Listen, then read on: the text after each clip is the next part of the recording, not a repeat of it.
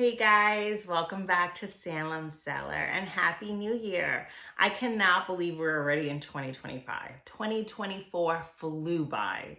Now, it was a solid year for movies, especially in the horror and sci-fi genre.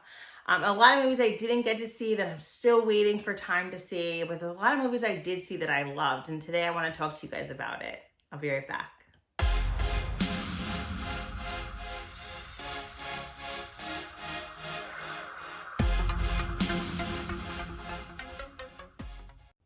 So like I said earlier, there's a lot of movies I still need to see.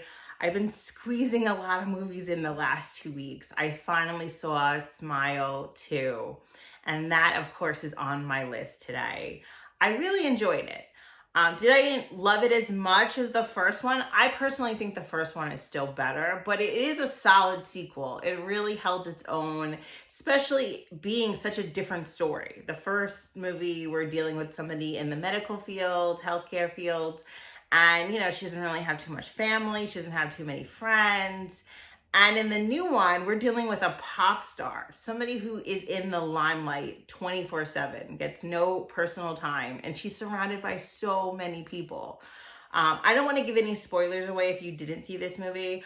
I really enjoyed the opening scene. It was intense, to say the least. I was like, oh my God, especially because I loved the character, I loved the actor. So it was an intense scene for me. If you've seen it, you know exactly what I'm talking about. It didn't end the way I wanted it to end. I was hopeful. But that's all I'm gonna say. I was hopeful, and as a fan, I wish it ended differently. But it was a good ending. It was a good ending to the beginning, to the opening scene. Let's say that. But the actress was phenomenal. She did such a great job. Can you imagine? Because she was starred in the live action of Aladdin. She's Princess Jasmine. So going from that movie to this, it's like night and day. But imagine, like, on top of having to film such an intense movie with such intense scenes, you have to sing, you have to dance, you have to learn choreography, you have to learn lyrics to a song. That's insane. And she killed it. I have to say, she pulled it off and she killed it. She was definitely a great choice for this movie. This movie was dark. It was intense, a lot of jump scares. It was intense, like the entire film from start to finish. My only complaint about this movie was the end. I kind of figured out that how it was going to end was going to be the ending, but like there's a little twist towards the end, and it was just kind of like, okay, so what about this movie was real? What actually happened and what didn't happen? Like it was a little confusing at that point. It makes me want to just rewatch it again, just to kind of see, like, I'm sure there was clues throughout where it would have told me. If I was really paying attention, I was just kind of at the edge of my seat waiting for the next jump scare. I'm not gonna lie. But I just kind of probably need to rewatch it, because the ending, I liked it, but I didn't. That was probably my biggest issue with the film. Is it a type of film like the first one? I can rewatch that movie daily. I loved it. Can I rewatch this one as much? No, probably not. This would be something I watch once in a while when I'm like in the mood, but it's not something I can watch every single day. What it really reminds me of, these films, is like a modern day Ring. You know, The Ring? I remember when I first saw that film, I literally did not want to sleep with a TV in my room for a while. And I think I was over 18. It's not like I was a little kid. I might have been like 18, 19 when I saw it, and it scared the crap out of me. But this movie kind of reminds me of that, I already heard that they're in the talks for a third film. So I'm very interested in how they're going to pull that off. If you've seen the second film, you know what I'm talking about. I think it could be interesting. I think it could be maybe annoying. I guess we'll see. So I'm very curious how they're going to pull off the third film in the franchise. I want to say it was also very gory. Like, there were scenes they didn't have to show you that they did show you. They're like, I'm gonna make sure I slide in as much death and gore as possible, which I could appreciate. It was definitely not like a PG-13 film. It was very gory, very brutal. Some things a little disturbing, but it was an awesome film. Out of a 10, I would have to give it maybe a 7.5. I think giving it any lower than a 7 is not really doing it justice, but anything over an 8, it's kind of like, anything over an 8 is usually a film that I can watch literally on repeat. So this film was really good. It was done really well. The ending kind of bugged me. I just wish for a different ending. And it's not, I don't mean like the very ending, the ending where you find out what's going on, that ending. Because I liked the very, very, very, very end, but it's like the scene where you find out exactly what's going on. It's like, oh, really? Okay. So yeah, that's the only part that like really bugged me about the film. I like the first one better. Hopefully the third one is just as good as this one, but I did enjoy it. Another thing, people were amping up this movie. So maybe that's why my expectations were so high. People were raving about this film, like raving about it. And it was good. It was a good movie. It was one of my favorites of the year, but I think maybe my expectations went like a little too high, especially for a sequel. It's hard. There's a ton of sequels that are better than the first, in my opinion. Aliens, T2, Ghostbusters 2. I have to say, I like Ghostbusters 2 better. But Halloween 2, the original. But, it's hard for a sequel to live up to the original. So I think like hearing everybody like go bananas about this movie, my expectations were extremely high. All right. So the next movie on my list, it's more sci-fi action, I guess. It's not really horror. It's Twisters. I love Twisters. It was so much fun. I loved the casting. I loved the story. I thought there was tons of action. Somebody was complaining that you didn't see that many Twisters in it, and it wasn't like this crazy action film. I'm like, what did you watch the same movie I watched? Because it was so much fun. Like, they start off with a Twister kill scene, which is awesome, kind of like the original. And then it just goes from there. It's just like, it's fun. I thought this movie was great. I loved it. It's definitely a film I can rewatch a lot. Out of a 10, I would give it a 7. And it was one of my favorite sci-fi action films of 2024.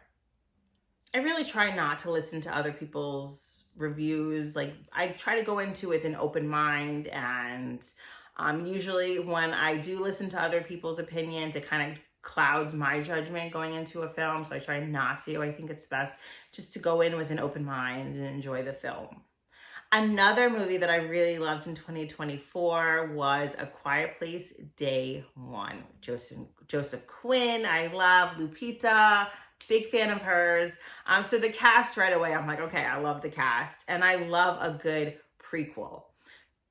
You get not like, it's nice to have a story, but even if you're telling me a story, you're leaving out so much sometimes. So it's like having a prequel just fills in those holes for me. Or it even shows a different point of view, like a different perspective of people going through this and what they originally went through when this happened. So I really liked this film. I loved the cast. I loved Joseph and Lupita's chemistry was ridiculous. Like, if somebody would have told me that they were a real deal couple, I would have believed it. I was kind of hoping they were a couple, honestly. But she was dating Joshua Jackson at the time. So I was like, okay, they're not a couple, but they had such great chemistry. And this film was like very suspenseful. And the way they ended it, you're kind of going into that island from the second film where all those people lived, because there was an actor from this film that was also in the second film. I don't want to give any spoilers away, just in case you didn't see this film. But it kind of connects both movies together, which was nice. But it was interesting. You saw the creatures a lot. You don't really find out too much about them. Just kind of, I guess you get a little bit more information, but you see when they touch down, like when it happens. And it's just, I know in the second film, you kind of get like little flashbacks of it happening, but you see it happening and you see in real time what happens and what these people, I'm pretty sure it takes place in New York, are going through. Yeah. one of the loudest cities in this country, and they touched down there and they caused destruction. It was awesome. I loved it. Another movie, oh, let me rate it. So out of a 10, I would give this film an 8. I think it was really well done. It's a movie I can watch often. It was intense but smooth. It was a really good story. I loved Lupita's backstory. I loved like what she was going through. I didn't love what she was going through. Let me rephrase that. I loved like the feeling of what she was going through and what she really needed. She knew she didn't have much time left, and she wanted to get to the specific place that reminded her of her past, of what life used to be. So that I really enjoyed. It was a nice story mixed in with horror and destruction and death. All right, so yeah, I give it an 8 out of a 10. Another movie, okay, so probably one of my favorite movies of 2024, I'm sure you guys all know, is Terrifier 3. I really love Terrifier 3. Even though it was super disturbing and it took gore to the absolute next level compared to the second film, I really liked it. Now, I love the first Terrifier film. I love All Hallows Eve, but I had such problems with Terrifier 2. You know, the gore was cool, but the story made no sense. It was just a weak plot, and I didn't like where they were going with all of this. Like, a lot of the stuff didn't make sense. And I was just like, what are you doing? I don't know. I loved Art and his performance, but I couldn't get behind that film. I don't know why. I just couldn't do it. Terrifier 3. Oh boy, this was so much fun. Now, I felt like the plot was a little stronger. You got a little bit more, even though it's not super strong, guys. Come on. We know why we're going to see this movie, so we can't really nitpick it. But we got little flashbacks, which was cool.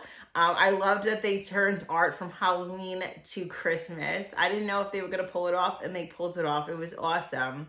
So that whole opening scene with the family, that was rough. I just remember being in the theater, and I was like, oh no, you know, it was right before Christmas. I'm a mom. I have children. So it's a pretty horrific thing to think about it. Your family just getting like one by one. It's hard. It's a hard watch, especially for a parent. Even if I'm a horror fan, it was just a lot for me. But past that, I just thought it was awesome. It was so freaking gory. I was just like, every second I was waiting for the next ball to drop. It was like, ball, yeah, that shower scene. Oh my God. For him to like mutilate the next person. He mutilates everybody in this movie. There's one scene with the knife I don't remember her name at this point. I'm going completely blank. What's that creepy girl that always follows him around? All right, I'm gonna put up her name here because I don't know why I'm like completely drawing a blank right now. But she picks up the knife. I'm not gonna say what she does with, not a knife, a piece of glass. And I'm not gonna say what she does with it, but oh boy. That was probably the only scene in the film where I cringed. I was like, nope. As a woman, yeah, no. And I'm sure even men were like, no, I can't get behind this. Like, it was disturbing. It was disturbing. But I'm not gonna like go into detail what she did. You gotta see the movie. I'm sorry. You gotta see the movie. If you haven't seen it, go see it. Just do it. It's gory, but it's amazing. The shower scene was it was the first scene with the upside down girl with a man. I'll just put it that way. Yeah. It was pretty gross. It was pretty gross. It didn't bother me as much as the girl scene. Because it was a man, I really didn't give a shit. But it was like, whoa, okay. But he's very creative in this movie. And what I love the most about him is just that he's not just using a knife or he's not just using a gun. He uses whatever he can find. And I loved it. I just thought it was so much fun. I really, really loved this movie. I saw it in the movie theaters. There was no way I was not going to go to the theater to see it. And it was a good time. The only other, because I'm in a small town in Texas, the only other people in the movie theater was a father and daughter. I thought that was interesting. She's like a teenager, but I just really thought it was interesting to see a father and daughter in the movie seeing it. But yeah, it was cool. Out of a 10, I'm gonna give it an 8.5. I love it. I love David Howard Thornton. I think he is amazing. Um, just the way he plays his character. I actually just watched Stream that he's in, and like I saw Art the Clown when I saw him in the film. Just like his movements, his mannerisms. I just thought it was amazing. So Sienna in the first film, I like the actress. I think she was good for her role. I didn't like the story behind it. I just felt like it was kind of thrown at us with no real information. It was just people speculating about who she was, who Art was to her. But the way she came into her character for the third film was amazing to me. Like, she felt like in the second film, everybody was raving how she's such a great final girl, but I didn't see it. In this film, she felt like a real final girl to me. Like, she felt strong.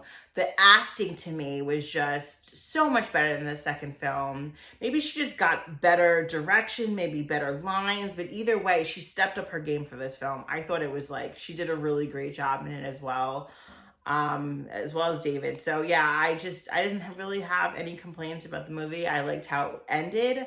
And I'm just ready for another film. It was awesome. So if you haven't seen Terrifier 3 or any of the films, check it out. They're not bad. They're not bad. If you don't like gore, then maybe just skip it, but they're good movies. Another movie in 2024 that I really loved was Speak No Evil with James McAvoy.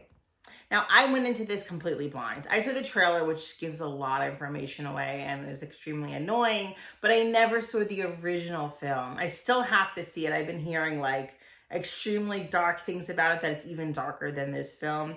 So part of me wants to see it because of it, but a part of me is like, oh, is this going to be too dark for me? I know, too dark. I can deal with gore. I can deal with like that kind of stuff, but stuff that involves children, like having kids has made me soft. Like, it bothers me. So I don't know. James McAvoy delivers in this film, as he always does. I just knew he was going to be intense. I knew he was going to be amazing, over the top, and he is in this movie. I loved the story. I loved that it kind of gets right into it. But I just hated that we saw so much of it in the trailer. That's my big complaint. I wish maybe the ending was just a little darker. It was kind of a happy, I guess you can call it a happy ending for everybody. But I would have really liked the original ending in this movie. It would have just been like, it would have taken this film over the top. But it was a really good movie. One of my favorites of the year. Out of a 10, I would give it a 7.5. It's a good movie. Can I watch it every single day? No, I can't watch it. It's not like one of those Carmela repeat movies, but it was a really good movie and I enjoyed it. And I watched it probably 2-3 times since the first time I watched it. So I clearly do enjoy it. It was a good movie. Another movie that I did really enjoy, even though I heard a lot of hate about this movie, was Abigail. I thought it wasn't a bad movie. Yeah, it was a little cheesy at times, and the ending was a little silly, but I did really like the little girl's performance. I think she killed it. She was amazing. I just see her going places. She was dark, she was funny, she was witty. She was a really great villain. She was a great villain. I liked the stories where there's a bunch of people stuck in a house together and something's hunting them. I don't know. Those movies excite me. They're fun. And I really thought this was a fun movie. I think people were digging into it a little too much. The ending, like I said earlier, was cheesy. It could have been better. It could have been I don't know. I just think it was kind of corny. I was hoping that they pulled in for Dracula, or somebody we've known from other movies, a universal monster Dracula from another film that would be familiar to all of us. I was really hoping for something like that. Even if they threw in I don't know, I'm just trying to think of anybody, but anybody we've seen in a past movie that played this character. I didn't think it was who played the character. I didn't really see him in that role. It was kind of oh, okay.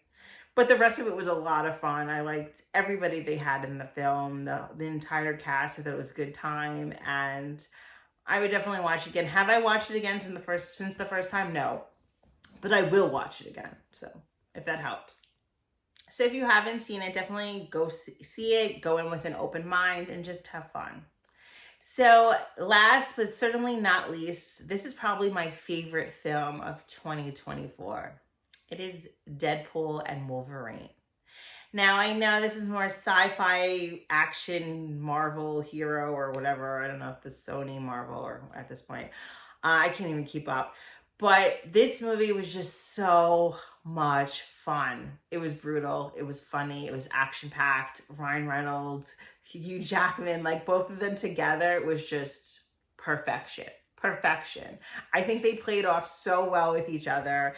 One is a smartass, the one is just very sarcastic. Like it was just perfection to me. I was just cracking up. The opening scene with the bye bye bye, like I know everybody in America was just across everybody in the world was probably like dying at that scene. I could not stop laughing.